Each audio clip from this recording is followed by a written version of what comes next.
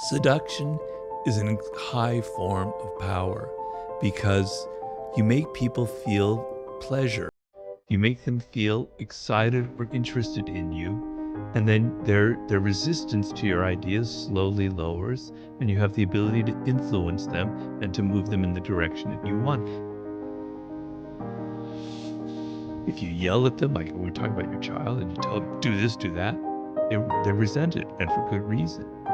But if you're subtler, if you're more seductive in your approach, if you're more indirect, people will do what you want or go in your direction without ever even realizing.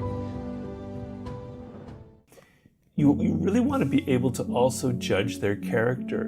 And if you're able to look inside the other person a little bit and to see a kind of deeper connection between you, I believe that the sexual part, which is extremely important in any relationship, will actually be intensified and heightened, right? As opposed to the immediate kind of animal attraction that we have to people.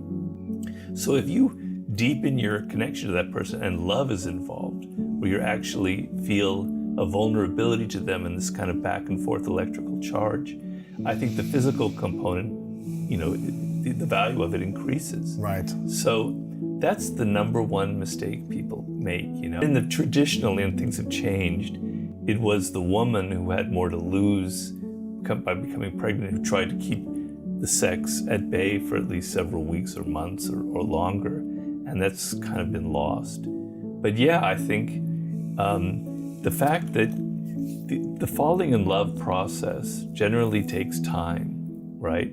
I mean, we do have love at first sight, and it is a real phenomenon, and I've had it myself. Really? Yeah. But the idea, so there's a famous French writer named Stendhal who wrote a great book called On Love, one of the greatest books written about love.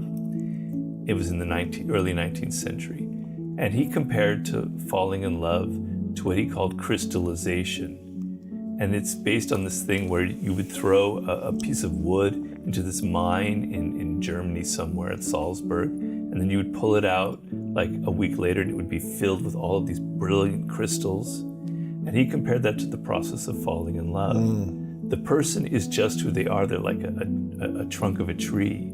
But your mind kind of puts all these qualities on them, crystallizes them into some kind of ideal figure, right? And so that mental process takes time, right? It requires also some distance and some fantasizing, sort of basic elements of human psychology. And often, there's usually a letdown after that initial sexual encounter if you have it too early, right? Whereas opposed to letting time go by and letting the other person begin to think about you and fantasize about you, and in their mind sort of imagine some interesting qualities about you and fascinate them, which is what he calls this crystallization process.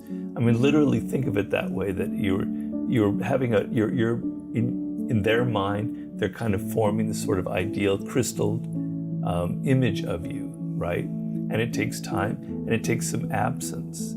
It takes the ability to say, you're not in their face all the time. You disappear for a couple days, a couple weeks or whatever, not weeks, but a few days. You let them think about you, and you let that kind of spell, because seduction and love is kind of a spell that you're casting, right? And there's an art to it. And so the mistake people have is they're in too much of a hurry. Well, I maintain that the process of seducing is making the other person fall in love, right? Well, even in love at first sight, which I say I've kind of maybe experienced, it doesn't necessarily lead to something, right? You still have to go through a process where the other person's character, that you start idealizing and romanticizing and thinking about them. Even that immediate attraction, there is still the seduction process that has to go on. Sure. Right?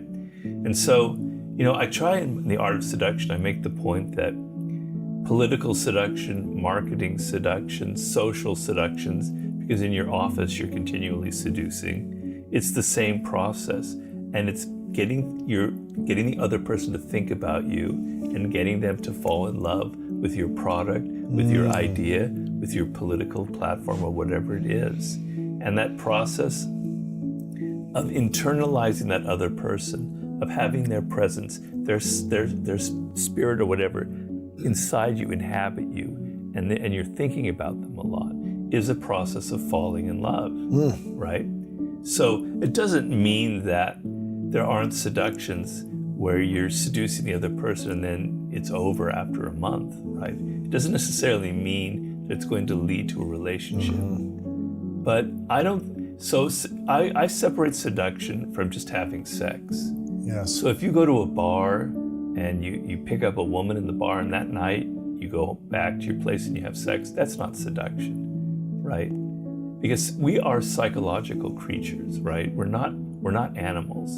And the process of actually having our emotions engaged by the other person takes a lot deeper process, right? It can't happen quickly, it can't happen overnight. So seduction isn't like, pickup artists don't really like the art of seduction so much because it's not quick enough for them. Seduction is a high form of power because you make people feel pleasure. You make them feel excited or interested in you, and then their resistance to your ideas slowly lowers, and you have the ability to influence them and to move them in the direction that you want. If you yell at them, like how we were talking about your child, and you tell them, do this, do that, they're resented, and for good reason. But if you're subtler, if you're more seductive in your approach, if you're more indirect, people will do what you want or go in your direction without ever even realizing it. So it was a sub-theme in the 48 Laws of Power. And so I was sort of interested in the psychology of that and why some people are good at it and some people are awkward about it. So when I finished the 48 Laws of Power, I thought this would be a natural segue, the next book. Well, I like to distinguish between cold seducers and warm seducers. A cold seducer is something you don't want to be. That's the typical image that we might have of a male seducer, but even of a female seducer, like the great courtesans, etc., whether it's just after money or the men are just after sex. That's not my ideal. My ideal is kind of a back and forth quality where it's not domination. It's sort of like a game that you're playing. It's like a mating game. It's like a courtship ritual where both people are kind of seducing each other. And so what makes for a great seducer is very simple. I can summarize it very simply.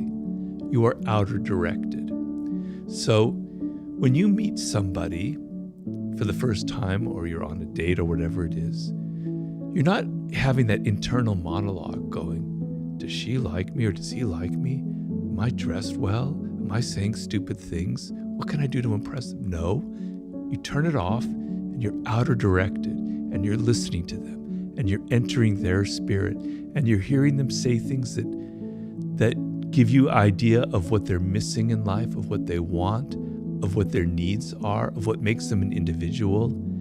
You're absorbing it, you're entering into their spirit, and then you can reflect it back to them. You can give them gifts, you can take them to places that show that you're attentive to them. Because if you look at how we are in our day-to-day life, normally people never pay us attention. They're always so self-absorbed, they're never thinking about us. The times where you get the sense that people are actually interested in who you are as an individual is pretty rare. If you give that feeling to someone, it's incredibly powerful because we all want to be validated. We all want to be recognized. So the seducer is not someone who's all worried about him or herself and thinking. They're involved in the other person. They're absorbed like a sponge inside their psychology, inside their world. Anti-seducer has many qualities. I have a whole chapter on the anti-seducer. I try and define it. There are several of them. I don't have them all memorized, but one quality that's very anti-seductive is preaching and moralizing. Is like telling people, oh, that's wrong what you just said, or your politics are ugly, or you're not really good at this, or something or other. Having a moral superiority, a sense of sanctimony in a realm which should be about pleasure, where should be that kind of equality, that kind of back and forth dynamic, where you're asserting your moral superiority, is deeply, deeply anti-seductive, the element of preaching to people. Not being generous, and I mean not just with money is important, but not being generous with your spirit, right? You want to be open. You want to give as much as you can to the other person of yourself, of your time, of your money, of your energy, etc.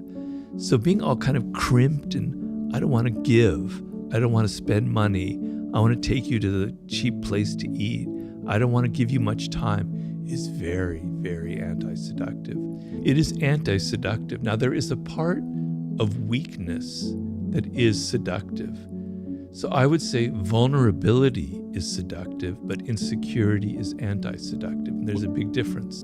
Because the sense, so if I can define seduction in simple terms, most of the time we are closed to the influence of other people, particularly now. We have these walls up because life is harsh. People are coming at us with their advertisements, with their pleas, with their wanting money, with this, that, and the other. And we've all learned to be very defensive, right? And seduction is an openness, is the opposite of that. And you felt it when you were a child towards your parents. You felt very vulnerable and open. And there was an element of your parents and how they treated you that was very much like a seduction, right? So seduction is about being open to the other person to the extent where you can even fall in love. You can fall under their spell. And the sense of letting go of your ego, letting go of your defensiveness, and letting another person enter your world is being seduced. It requires vulnerability. If you meet, the typical scenario is of a man who's not vulnerable at all. He's so powerful and in control and everything, has no vulnerabilities. It's frightening, for a woman. It could be very frightening. Like this, he's so strong, he's so invulnerable that there's something wrong about it. Maybe he's a serial killer. Maybe he's got skeletons in his closet. Something isn't right about that. What seduces you about a puppy, about a child, about an animal, is their vulnerability. It makes you want to hug them. It makes you want to help them, right? The sense which if you came upon a tiger that's there and they don't need that, well, that's not seductive. On your screen it is. But if they're there in your living room, that's not seductive. But that puppy is, right? Vulnerability, the sense that somebody needs protection or help, brings out qualities in us that we don't normally have that I think allow for seduction. So that is being vulnerable. That is, I can be influenced by that other person. I am open to their spirit, right? That's being vulnerable. The word vulnerable, I hate to sound like a professor here, so excuse me, in seduction, comes from the root of it means a wound, vulnus. So you have a wound inside of you and you need healing. And the other person naturally wants to help you, right? But being insecure is the opposite. Means I'm so self-absorbed, I'm so worried about myself that I can't get out of it. And we've all had that experience. When you meet somebody and you can sense, you can smell their insecurity in them. I'm not judging them because we all have insecurities. It makes you feel insecure. It makes you feel a little bit awkward. Whereas if you meet someone who's not like that, who's confident, etc., it brings out that quality in you. So if you're on a date and there's someone you smell that kind of insecurity, it makes you awkward and insecure. It creates a kind of a problem.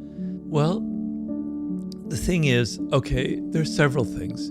So first of all, we live in a culture where people think you shouldn't have to put effort into something like love and romance. You should just be who you are, man. I don't have to put on a role. I don't have to play a game. That's manipulative, blah, blah, blah, blah. No, I'm sorry. Love and romance is something that is almost biological. If you look at animals and mating rituals, they're incredibly elaborate. Seduction is a mating ritual. And so the worst thing you can feel is that this person isn't putting any effort into something. Let's just say it's from the woman's point of view. This man, he just shows up wearing jeans and his usual sloppy outfit. He doesn't comb his hair, et cetera, et cetera, et cetera. He takes me to the pub for dinner on our first date. He's not thinking about me. He's not willing to put any effort into it. If he's not willing to put any effort into it, What's it going to be like 3 months down the line when he completely takes me for granted, which is what happens in a relationship? Am I not important enough, right? Whereas the ability to have a little bit of effort, to think of it as kind of theater and drama, and that there's nothing evil about it. So I'm going to dress nicely. I just have to be fancy. Just that I'm going to put some effort into how I look. I'm going to take her to a place that I'm not talking about candle lights and roses and that kind of crap. You can be creative. It can be somewhere that's scuzzy, that's on the wrong side of town, but it's different and it's appealing and you put some thought into it. There's a reason you're taking her there.